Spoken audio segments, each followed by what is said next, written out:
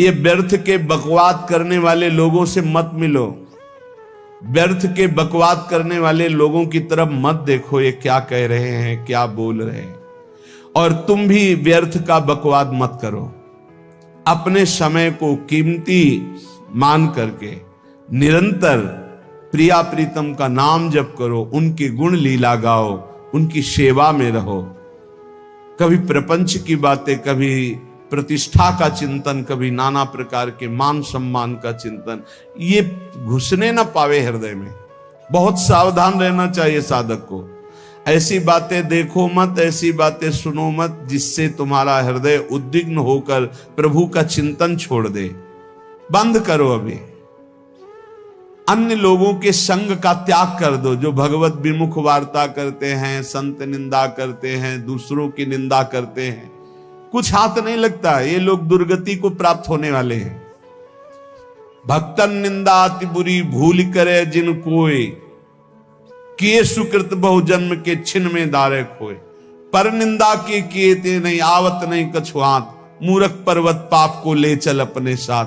तो अलम कश्यापि संगत्या, ऐसा संग मत करो जिनके पास बैठने से भक्त निंदा, जन निंदा, भगवत निंदा हो। ऐसे से दूर रहो। अलम बंद कर दो ऐसे लोगों का संग। रात दिन हम श्यामा श्याम का नाम जप करेंगे, श्यामा श्याम के लीला गुण गाएंगे, श्यामा श्याम के ही धाम का शोभा का चिंतन करेंगे। जब तुम अपना जीवन श्यामा श्याम के चरणों में न्यौछावर कर दोगे तो पूरा भार श्यामा श्याम ले लेंगे और तुम्हारे हृदय में मस्ती आ जाएगी। जो ऐसा निश्चयी होता है, दृढ़ निश्चयी, उसके अंदर दृढ़ विश्वास, तो उसके हर समय भगवान की स्फूर्ति होती रहती है। भारी प्रतिकूलता में भी भगवान का सानिध्य अनुभव होता है। वो अनुकूलता में तो भगवान के दुलार को देखता है, लेकिन प्रतिकूलता में भगवान की विशेष कृपा को देखता है। ये संयोग, ये वियोग, संसार की ये द्वंद्वमयी वृत्तियां भक्तों के हृदय में नहीं चुभती। आए की हुज्जत नहीं, गए की तलाश नहीं, क्योंकि नित्य संयोग भगवत स्मृति के प्रभाव से प्रभु का रहता है। शोक, विषाद बहुत ध्यान देने योग्य विषय है। तभी लोगों को ऐसा लगता है कि ऐसा कैसे हो सकता है। भक्त के चरित्रों को जब सुनते तो लगता है ऐसा कैसे हो सकता है, ऐसी परिस्थिति में भी ऐसा कैसे हो सकता है। क्योंकि तुम मानसिक बुद्धि से युक्त हो और वो भागवतिक स्थिति से युक्त है, इसलिए तुम उसको पार पा ही नहीं सकते। जब तुम अपना जीवन श्यामा श्याम के चरणों में समर्पित कर देते हो हृदय से, फिर उनकी कृपा से सब विघ्न दूर हो जाते, एक अपार मस्ती रहती है। नहीं तो शोक, विषाद, दुख, क्लेश, कष्ट, संताप, भय, उद्वेग, ये सदैव सताते रहते हैं। इसी से डिप्रेशन होता है। बार बार नकारात्मक चिंतन, शोक, विषाद, दुख, चिंता, क्लेश, संताप, भय, उद्वेग, यही पूरे मानसिक स्तर को नष्ट कर देते हैं। उत्साहहीन जीवन हो जाता है। जब तुम श्यामा श्याम को समर्पित हो जाते हो तो ये सब प्रवेश भी नहीं करते, एक अपार मस्ती बनी रहती है। अब क्या होगा? श्यामा श्याम जो करेंगे वही होगा। श्यामा श्याम पता नहीं कैसा करे, नहीं, वो सदैव मंगल भवन है, वो जो करते महामंगल होता है। यह निश्चय उपासक के हृदय में आ जाना चाहिए। इसलिए अपना सारा मन, सारी बुद्धि, सारा जीवन, प्रत्येक श्वास प्रभु को अर्पण कर दो, फिर देखो तुम निहाल हो जाओगे।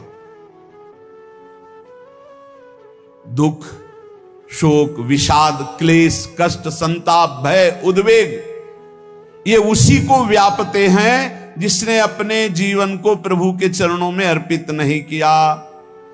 इसलिए तुम अपना सारा मन, सारी बुद्धि, सारा जीवन, प्रत्येक श्वास केवल प्रभु को अर्पित कर दो, फिर देख लेना। श्वास कैसे अर्पित की जाती? राधा राधा राधा। बुद्धि कैसे अर्पित की जाती? एकमात्र निश्चय कि भगवत सुख ही सुख है, ये जागतिक सुख सुख नहीं, ये दुख है, ये ऐसा दलदल है जिससे आज तक कोई नहीं निकल पाया। सारा मन, हम मन से केवल प्रभु का मनन करें, बार बार मन को संसार से हटा के नाम में, रूप में, लीला में, धाम में लगाएं। बहुत प्रसन्नता हो जाती है उस उपासक के हृदय में जो अपना मन बुद्धि प्रभु के चरणों में अर्पित कर देता। भगवान ने तो इसको बहुत उत्तम स्थिति बताया है कि मेरे से कभी वो अलग हो ही नहीं सकता यदि मन बुद्धि अर्पित कर दिया। मय्येव मन आधत्स्व मयि बुद्धिम निवेशय, तो निवश्य मयि एव अत ऊर्ध्वम न संशया। बिल्कुल संशय नहीं, वो मेरे में ही निवास करेगा जिसने मन और बुद्धि अपनी मेरे में अर्पित कर दी। बहुत प्रसन्नता रहेगी उस उपासक के जीवन में जो अपने आप को मन बुद्धि सहित प्रभु के चरणों में समर्पित कर दिया है। भगवान का आश्रय लेने वाले की पहचान है हर परिस्थिति में प्रसन्न रहना। देखो आप भगवद आश्रित हो कि नहीं, देखो अनुकूल परिस्थिति में तो सब प्रसन्न रहना, लेकिन प्रतिकूल परिस्थिति में प्रसन्न रहना ये भगवान के भक्तों का लक्षण है। हर परिस्थिति में प्रसन्न रहना ये भगवान के भक्तों का लक्षण है। आनंदगन भगवान का आश्रय मिलते ही आनंद छा जाता है हृदय में। उनके पास आनंद का अभाव होता ही नहीं है। जैसे सूर्य का प्रकाश उदय होते ही सूर्य का प्रकाश संपूर्ण अंधकार को नष्ट कर देता है, ऐसे ही भगवान का संपूर्ण आश्रय लेते ही सब दुख चिंता शोक नष्ट हो जाते, आनंद ही आनंद। तुम भगवान के मंगलमय रूप को नहीं जानते हो, पर उनके मंगलमय भाव को, विधान को मानना शुरू कर दो। जो भी होता है मंगलमय होता है। हमने जीवन में देखा है,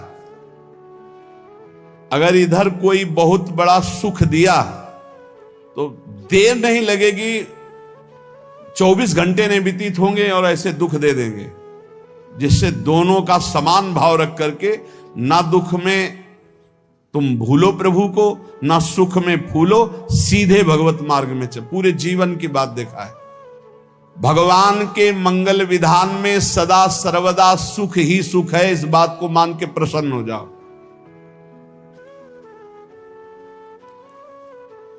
जब भगवान का भजन करने वाले की तन्मयता बढ़ती है भजन में, तो द्वेषी जन अपने आप तैयार हो जाते हैं। भक्त कभी किसी से द्वेष नहीं करता, अपने आप वो द्रोह करने लगते। तो नरसिंह मेहता जी से बहुत गांव के कई लोग थे जो जलते थे, ऐसे जलते थे कि अब क्या करें, कैसे मिटा दे नरसिंह मेहता जी को। अब उपाय तो मिल नहीं रहा था। तो एक दिन संतों की मंडली आई और उन्होंने कहा कि हम रास्ते में कोई चोर आदि धन ना ले ले, इसलिए यहां से किसी की हुंडी चलती है क्या द्वारिका में? पहले ऐसा था। बोले हाँ हमारे यहां बहुत बड़े सेठ हैं नरसिंह मेहता जी, पर आप कहोगे वो मना कर देंगे। कई बार कहोगे, अगर वो स्वीकार कर ले तो वहां। और उनका लक्ष्य था कि नरसिंह मेहता जी की तो खाने की भी सुविधा नहीं थी, हुंडी कहां की बात आई। उनका था कि जब वो ना कहेंगे तो संतजन नाराज हो जाएंगे, अगर हाँ कह दिया तो वहां हुंडी चुकेगी नहीं, तो संतजन अपने आप इनको शाप दे देंगे, अपराध बन जाएगा, ये नष्ट हो जाएंगे। संतों को भेजा नरसिंह मेहता जी ने, सबकी दंडवत की, चरण पखाड़े। तो उनका ये इतना रुपया है, द्वारिका में साधु सेवा हम करेंगे, वहां तुम्हारी हुंडी चलती है, तो आप अरे उनका आप कहाँ भूल रहे हो, यहाँ खाने की भी व्यवस्था। बोले हमें सब पहले से बता दिया गया कि आप मना करोगे, बार बार मना मत करो, हमें पता है। तो उन्होंने ठाकुर जी की तरफ देखा, बोले क्या लीला है प्रभु, संतों से हम क्या कहें, ये ले रुपए। उस समय स्वर्ण की मोहरें चलती थी, बेच के बाजार से खूब उन संतों को पवाया, उन्हीं संतों की सेवा की। और उनका अपने सेठ का नाम तो बताओ जहां हमें जाके हुंडी मिलेगी। सेठ, सावल सा सेठ। संत जन गए वहां, पूछा कि नरसिंह मेहता जी का जिन सेठ से परिचय, उनका नाम सावल सा सेठ, उनकी गद्दी कहां है? तो जो कुछ भक्त थे वो द्वारिकाधीश की तरफ संकेत करते कि वही हैं। बोले नहीं नहीं, वो सेठ है, उनकी गद्दी चलती। पूरी बाजार में कहीं कोई। अब संत जन एकांत में होकर के बहुत विचलित हुए, क्या हमारे साथ धोखा हुआ? नरसिंह मेहता जैसा संत क्या धोखेबाज हो सकता है?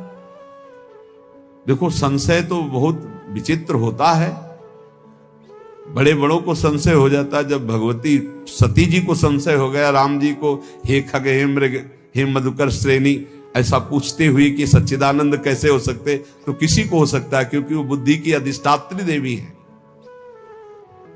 जो ही उनके मन में ऐसा आया कि क्या हमारे साथ धोखा हो रहा है, इतने में ही देखा जय हो सावल सा सेठ की। वो कहा सावल सा सेठ? तो देखा बढ़िया मुनीम जी उनके साथ, तो सेठ बस्ता लिए हुए मुनीम जी, सरकार इधर से चलो। तो उनका सावल सा सेठ आपका नाम है? संतों ने कहा। बोले हाँ। बोले नरसिंह जी? हाँ। बोले आपकी हुंडी आ गई है। हुंडी एक कागज में लिखा कि ये हमारे सेठ जी को दे देना। वैसे लोग मुझे माखन चोर कहते, कोई कुछ कहता, लेकिन आपने सेठ बना दिया। जब आपने सेठ बना ही दिया तो आप कभी परवाह मत करना दो। और ये सेवक आपकी सेवा में सदैव तत्पर है। भगवान ने ऐसा लिखा। जो भगवद आश्रित है, एक बार ये चलता रहता है, जो संत जन होते हैं उनके विरोधी अपने आप बन जाते हैं, किसी से कोई मतलब नहीं, अपने आप विरोधी बन जाते हैं। कबीरदास जी का पूरी काशी में यश था। भजन करने वाले महापुरुषों का यश बढ़ता है जब, तो जो भजनहीन होते हैं उनके हृदय में जलन पैदा हो जाती है और वो उनको विविध प्रकार से फंसाना चाहते हैं, उनको कष्ट देना चाहते हैं। तो कबीरदास जी के यश को धूमिल करने के लिए कुछ ब्राह्मणों ने एक रचना रची। मुड़ मुड़ा के कबीरदास जी के शिष्य बन करके पूरी काशी के सब आश्रमों में निमंत्रण दे आए। कल भंडारा है, संत सेवा है, सबने स्वीकार किया। कबीरदास जी अपनी दिनचर्या करके निकले तो संत मंडली आने लगी। बोले कै बजे सेवा है? साधु सेवा। बोले कौन सी साधु सेवा? बोले कल आपके शिष्य जन निमंत्रण दे के आए, पूरी काशी के सब संत आ रहे हैं। कबीरदास जी ने कहा यहाँ तो एक की भी व्यवस्था नहीं, पूरी काशी के संत आ रहे। अच्छा, समझ में आ रहा है, लीला बिहारी तुम लीला करना चाहते हो। गए अपना निकल गए गंगा किनारे, एक झाऊ के नीचे बैठकर अपना भजन ध्यान में मगन है। 11-12 बजे तो उन्होंने देखा संतों की मंडली, काशी तो बहुत। कबीरदास जी ने देखा कि आश्रम की, तो बोले पता नहीं क्या होगा, चलो चलते हैं। तो ऐसे गमछा वस्त्र करके ऐसे डालकर मुंह ढक करके, वहां बड़ी बड़ी पंगत लगी थी। कबीरदास जी सबको पाओ जी पाओ। कबीरदास जी के रूप में स्वयं भगवान पाओ जी पाओ। कबीरदास जी ने कहा अच्छा, जब स्वामी परस रहे तो हम भी बैठ के पा ले। तो जब उसी पंगत में बैठ गए अपना कपड़ा ढक करके, और जब मोहरे की दक्षिणा दे रहे थे सब लोग कि वाह कबीरदास जी ने आज तो साधु से। सबको जब कबीरदास जी के सामने आए तो ऐसे मुंह ढके, बोले देखो जो मेरा होता है उसे मुंह छुपाना नहीं पड़ता, मुंह ढकना नहीं पड़ता। लो दक्षिणा, तुम भी दक्षिणा लो। कबीरदास जी को कबीरदास जी दक्षिणा दे रहे, और वो कबीरदास जी है भगवान, और ये पाले वाले कबीरदास जी है भगवान के जन। कभी भगवान अपने अरे जमाने जोर लगा ले, कितना जोर लगाएगा, भक्त और भगवान का झंडा कभी न झुकने पाएगा। बिल्कुल चिंता शोक भय उद्वेग रहित जीवन भगवद आश्रित। तुम भगवान के मंगल विधान में सदा सर्वदा प्रसन्न रहो। अब ये विचार कर लो कि भगवान जो करेंगे तुम्हारा मंगल करेंगे। अब थोड़ा ऐसा बीच में लगता है कि अमंगल हो रहा है क्या, लेकिन पक्का समझो बहुत बड़ा मंगल उनका विधान होता है। बहुत ही उत्तम मंगल होता है भगवान के शरणागत का। भगवान हमारे विचारों वाले नहीं हैं, हमारे विचार प्राकृतिक है, भगवान के विचार चिदानंदमय हैं।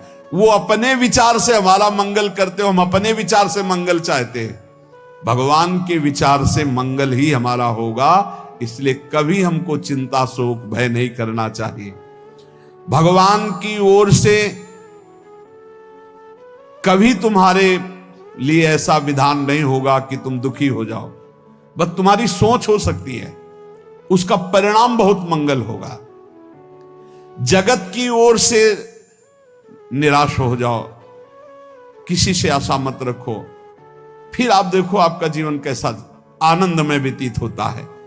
ये जो जगत की आशा है यही दुख प्रदान करती, सच्ची जगत की आशा ही दुख प्रदान करती है। अगर जगत से कोई संबंध न रखा जाए और भगवत भाव में रहकर तो बहुत अच्छा जीवन चलेगा। अपने कर्तव्य का पालन करो, परिवार को भगवत स्वरूप मानकर पोषण करो, किसी से कोई संबंध मत रखो, कोई आशा मत रखो, यही अध्यात्म सिखाता है। अपने आप भगवत स्वरूप, सबका व्यवहार मंगलमय और आपका जीवन मंगलमय। अपने घर में ऐसे रहो जैसे किसी अतिथि के घर में रह जाता है। चलना है, यहां से जाना है। कौन रहता है अपने घर में अतिथि की भांति? भगवान का भक्त। जाना है यहां से, अपनी प्रिया प्रीतम के पास जाना। ये हमारा घर नहीं है, यहां तो हम समय व्यतीत कर रहे हैं, अपनी आयु व्यतीत कर रहे हैं भगवत आराधना करते हुए। हमें जाना है प्रिया प्रीतम के पास। वास्तविक घर भगवान का धाम है हमारा, वास्तविक घर वाले प्रभु हैं हमारे। जो नित्य सच्चिदानंद भगवान के चरणों में अपने चित्त को समर्पित करता रहता है, उसको यह अनुभव होने लगता है कि बड़ी कृपा है हमारे ऊपर, भगवान की बड़ी कृपा है हमारे ऊपर। सर्वसमर्थ परम सुहृद भगवान ऐसे भक्त के ऊपर हर समय वरद हस्त रखे रहते हैं। ये केवल प्रवचन नहीं, सच्ची बात मानिए। ऐसे भगवान का वरद हस्त हर समय रहता है। जब भगवान की छत्र छाया में भक्त अपने को देखता है तो आसपास घोर विपत्तियों का भी समुदाय हो तो भी वो आनंद में मगन रहता है। हर हालत में आनंदित रहना ये भक्त का स्वभाव है। भगवान ऐसे भक्तों को प्यार करते हैं जैसे कछुआ अपने अंडे को बाहर रख आवे और रात दिन उसका चिंतन करे। जब भक्त भगवान को समर्पित होता है तो भगवान रात दिन उसकी ऐसे चिंतन सुरक्षा करते हैं। अभय, ये दैवी संपदा का पहला गुण है। ये भगवान के शरणागत पर जागृत हो जाता है। वो भयभीत नहीं होता, किसी भी उससे भयभीत नहीं होता। यही डर ही डरप हरिवंश हित, जिनो भ्रमय गुण सलिल पर। इस डर से डरते रहना चाहिए कहीं गुण रूपी पानी में फिसल न जाए, नहीं तो गलती हो सकती है। साधक सावधान रहे। ये अभय दैवी संपदा का सबसे बड़ा गुण है। जो भयहारी भगवान की शरण में आ जाता है तो उसके अंदर ये अभय प्रकट हो जाता है। अगर कहीं तुम्हें एकांत में भय लग रहा है, एक आदमी तो एकांतिक में आए थे, वो कह रहे थे कि हमें हर समय भय लगा रहता कि कोई हमारे पीछे है। अंधेरा तो लगता कोई खड़ा है, मैं जीना मुश्किल हो गया, ऐसा भय। देखो ये मन कैसा है, भगवान से विमुख होने पर कैसे डरवाता है। वो कह रहे हैं हर समय मुझे डर लगा रहता है, कोई सामने खड़ा है, कोई पीछे खड़ा है, ऐसा भय लगने लगता है। और जब भगवान की शरण में आ जाते हैं तो ये अभय स्थिति हृदय में जागृत हो जाती है। कोई भी भय आसपास आ ही नहीं सकता, यहां तक कि नरक का भी भय खत्म हो जाता है जो भगवान की शरण में है। महापापी भी पुण्यात्मा महान भक्तों के समान वो उत्तम गति को प्राप्त हो जाता है जो भगवान की शरण में हो जाता है। पर ये जो भोगों का आश्रय लिए हुए हैं, मनमानी आचरण कर रहे हैं, ये कभी उस अभय को जान ही नहीं सकते कि अभय पद है क्या। इनको तो कदम कदम पर शोक, भय, और दुख की प्राप्ति होगी। कोई बचा नहीं सकता जो भोगों में लगे हैं, मनमानी आचरण कर रहे हैं। अगर निर्भय होना चाहते हो, परम सुखी होना चाहते हो, तो भगवान के शरणागत हो जाओ। सारे जगत को अभय दान देने वाले भगवान हैं। भगवान का एक प्रण है, ममपन शरणागत भयहारी। जो मेरी शरण में आ गया उसके भय का मैं नाश कर देता हूं। साधना में अवस्था मन की मानी जाती है कि आप कितने अच्छे साधक हैं। यदि आपका मन भगवदाकार है, हर समय भगवत चिंतन चल रहा है, आपके स्वप्न भागवतिक आ रहे हैं, आपके विचार भागवतिक हैं, तो आपकी अच्छी साधना हो रही। और यदि आपके स्वप्न गंदे आ रहे हैं, क्योंकि स्वप्न में मन का ही सारा खेल होता है, और आपकी चिंतन वृत्ति वासनात्मक चल रही, तो अभी साधना का प्रभाव मन पे नहीं पड़ा है। जिसका मन हर समय भगवत चिंतन करता रहता है, वो जीते जी जीवन मुक्त हो जाता, अनुभव होता है। जैसे किसी ने कहा कि हमें कैसे पता चलेगा कि हमारा काम हो गया है, तो जैसे आप भोजन पा लेते हैं तो किसी दूसरे से गारंटी थोड़ी लेनी होती कि हम छक गए हैं क्या, आप जरा बताना हम छक गए हैं क्या। नहीं, अपने हृदय में आ जाता है कि अब मैं तृप्त हो गया। ऐसे ही अपने हृदय में आ जाता है कि मेरा काम हो गया, अब मेरा जन्म नहीं होगा। ये हृदय में आ जाता है, अपने आप अनुभव में आ जाता है। जब स्वरूप बोध होता है तो किसी और से सलाह थोड़ी लेनी होती है, वो अपने आप अनुभव में आ जाता है। हां, यदि गुरुदेव का वर्ण नहीं किया है तो फिर आपको किसी न किसी गुरु से प्रमाणित करवाना पड़ेगा। अगर गुरुदेव का वर्ण किया है तो वही मंत्र, वही नाम, वही गुरु शरणागति आपको अंदर से पुष्ट कर देगी कि आपका काम हो गया है। विषय चिंतन करता हुआ मन विषय आसक्ति को प्राप्त होता है। विषय आसक्ति को प्राप्त हुआ मन बार बार जन्म, मरण और नरक को प्राप्त होता है। बस ये विषय चिंतन हटाना ही प्रमुख कर्तव्य साधना का है। बार बार मन को विषयों से हटा करके प्रभु के नाम में लगाओ, प्रभु के रूप में लगाओ, प्रभु की लीला में लगाओ। जहां भगवान प्रकट होते हैं वहां परमानंद की बाढ़ आती है। पर ये ध्यान रखें, गुलाब का फूल कांटों में खिलता है। उसकी सुगंध लेनी, फूल लेना है तो कांटों से बचाकर। ऐसे ही जब आप भगवत चिंतन के लिए चलेंगे तो आपका चिंतन चुराने के लिए माया विविध नाटक करेगी, कांटे फैलाएगी। कोई तुम्हारी निंदा करेगा, कोई अपमान करेगा, कोई उपहास करेगा, तुम्हारी अव्यवस्था हो सकती है, तुम्हारी परिस्थिति बहुत भयावह हो सकती है।